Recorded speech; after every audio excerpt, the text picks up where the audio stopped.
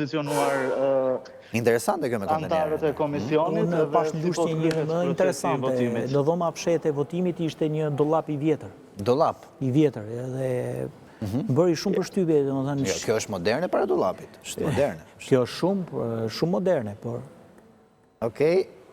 Interesante. Janë brenda njërit prej kontenierëve, këta janë antarët e komisionit, të cilët janë vendosur. Do një kondicioneri kanë vendosur, Renaldo, se kontenjeri sigur e merr pak temperaturën. Jo, nuk ka kondicioner, por ka kuti votimi edhe janë 2 kuti të fshehta që mund të votojnë qytetarët. Brenda këtij kontenjeri është vetëm një kuti votimi dhe 2 kuti të fshehta.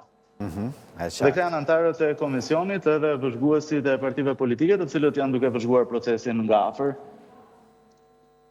Ndërkohë qytetarët presin në radhë për të votuar në këto kushte. Okej, kemi në dollapin që përmendi Eldari nga ana tjetër, por Renaldo, më fal, po.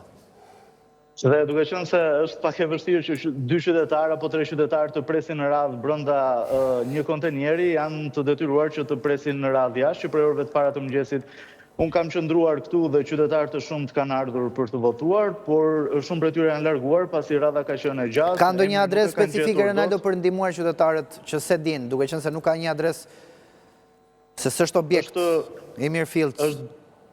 Është bulevardi Migjeni, është në zonën mes Astirit dhe Ysberishtit, bulevardi i ri i Kasharit, ose bulevardi Migjeni, siç njihet ndryshe, nga Astiri në drejtim të Ysberishtit dhe është pa shkuar te rreth rrotullimi. 1 kilometër. Pa shkuar te rreth rrotullimi i Ysberishtit dhe është një hapësirë rreth 1 kilometra apo 1 kilometra e gjysmë me mbushur e gjitha me kontenjer, 22 kontenjer të vendosur në të gjithë këtë hapësirë.